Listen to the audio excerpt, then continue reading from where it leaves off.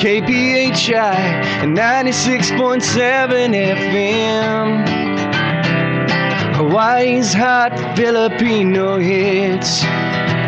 It's the Midday Show with Allan Alvarez. Alright mga kaibigan, we're back. And maraming salamat sa inyong pagkikinig dito po sa ating Midday Radio Show. And at sa lahat ng mga programa natin dito sa KPHI 96.7 FM, 11:30 AM, cable 882. And streaming now on the iHeartRadio app, mga kaibigan. So if you have that app, just all you have to do is look for KPHI.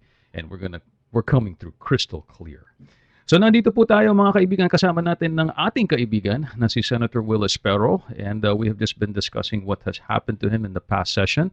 And pero sa ngayon, sarado ang session, and you're taking a break, right? The session is at a break? Yes. Okay, so Senator, why don't you tell us what's going on? What are you doing in the meantime while the Senate is on break?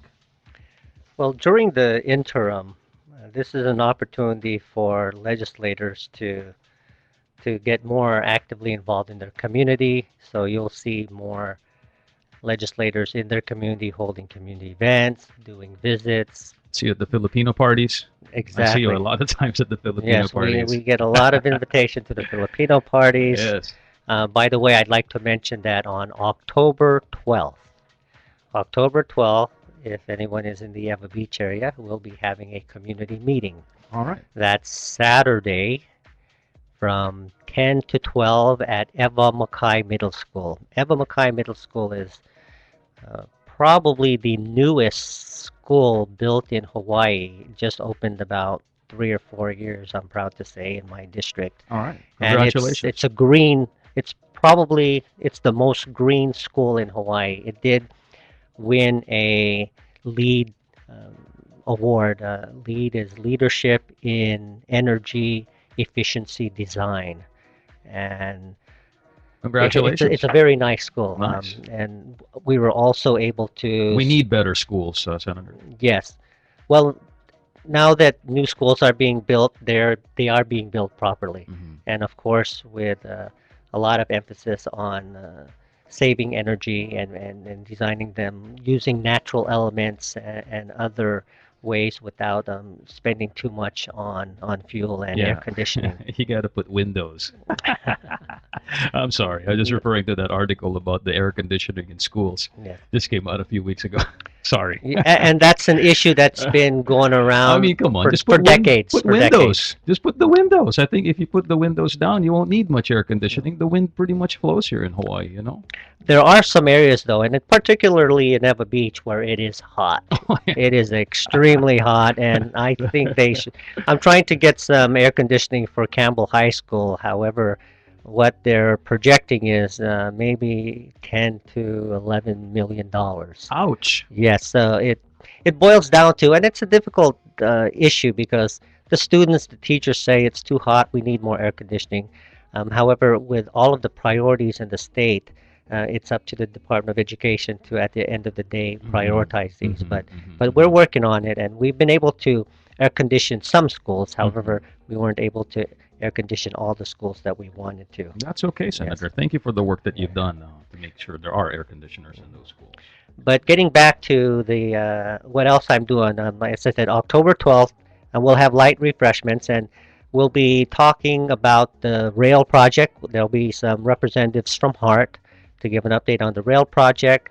We'll have representatives from the HCDA, Hawaii Community Development Authority, that is responsible for Barbers Point, now known as Kalailoa, and the development that's going to be going on in the Kalailoa area of West Oahu, and also a representative from UH West Oahu, who will be giving us an update on some of the things happening at UH West Oahu. I have a question about the rail, Senator. Yes. I heard that since time has gone so much, and the budget then was that, how much? I think 5 point something billion.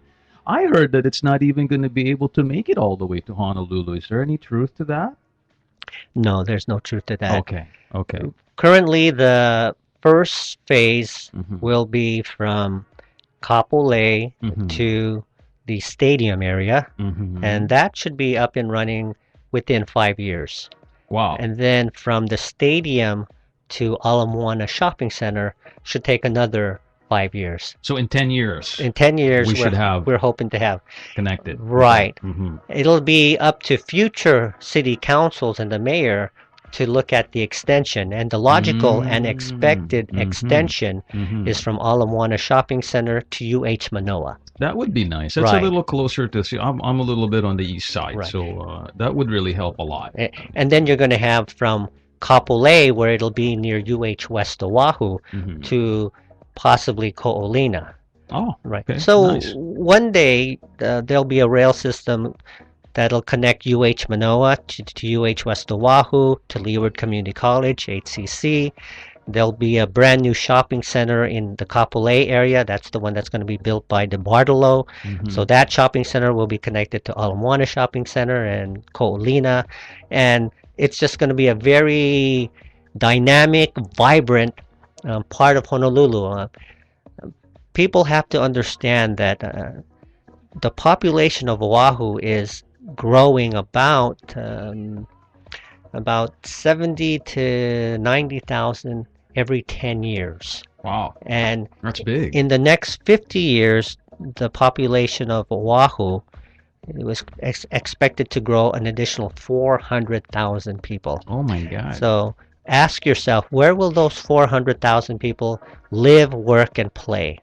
And Maui. the logical answer is within the Honolulu urban corridor. Oh. And we're going to have to find a way to move these individuals, because in my opinion and many others, you can't just, with an additional 400,000 people, build more roads and have more cars. So this I've given up hope on that, Senator. this is The the roads. rail is about an alternative transportation system.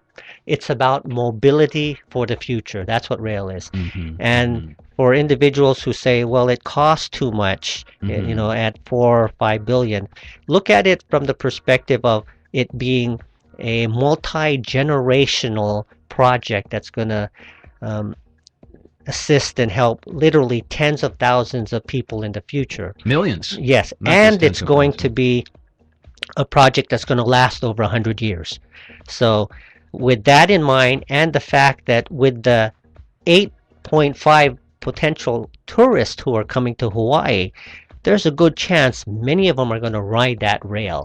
Just to experience it, I think they're going to ride it. Exactly, Yeah. and they will help us pay for the cost to maintain it, is my I point. hope so. So, for example, if we have 8 million people or tourists, Yes. and let's just say 2 million ride it, which is a small amount, Mhm. 2 million at maybe an average cost of $5, that's $10 million that'll help us maintain it on an annual basis.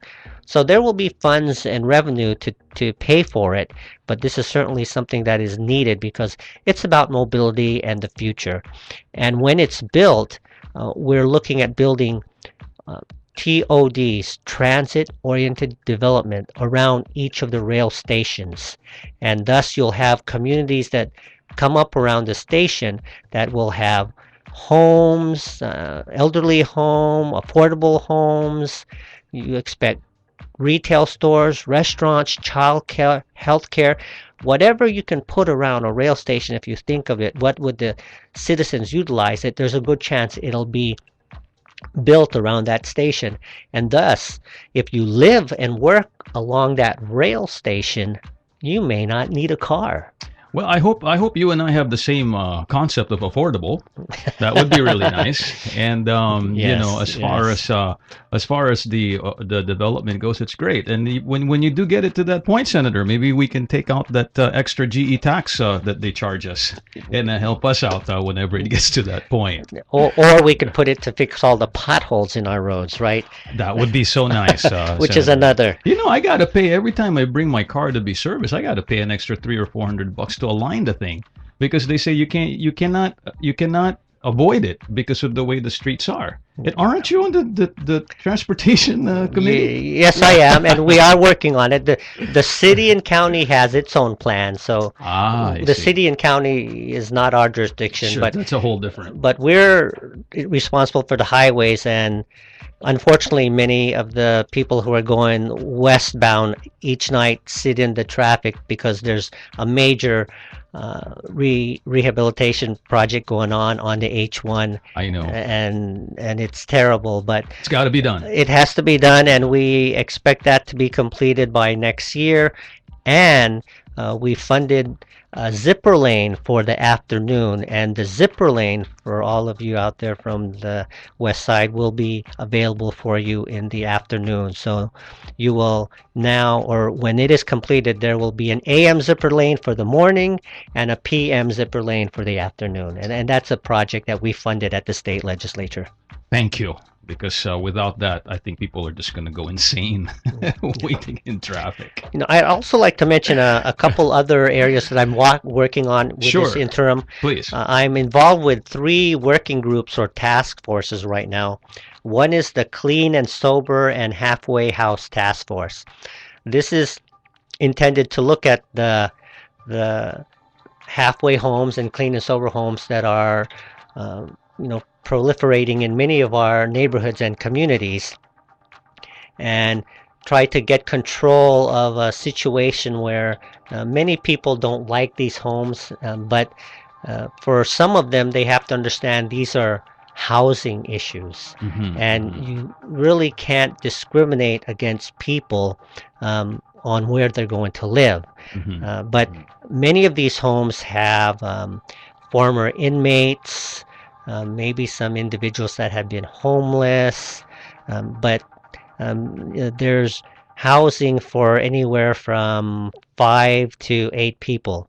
And one of our intentions with this Clean and Sober Halfway House Task Force is to set up a statewide voluntary registry.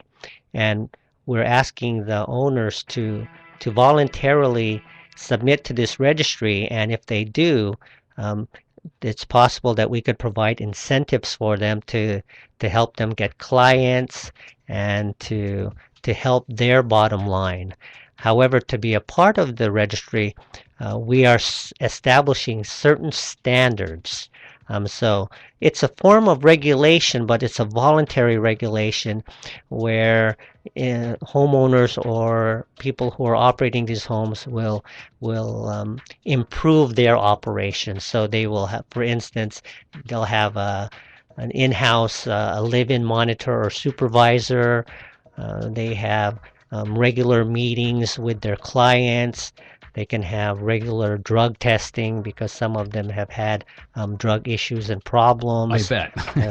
That they have established rules and regulations. Sure. They have curfews, and to make them better neighbors. More And- responsible. Exactly. Responsible And, citizens. and to make that living situation better, because again, some of these are bound by our federal HUD regulations, and one area is that you cannot discriminate in housing with some individuals. Okay, Senator, I have to take a break Okay. here. Oh, yeah, it's the top of the hour. Let me just go into the top of the hour and let's continue a little bit more of what you're talking about. Thank you very much. We are here with Senator Will Espero, mga kaibigan. Huwag kayong aalis. Babalik kami kaagad. KPHI Honolulu.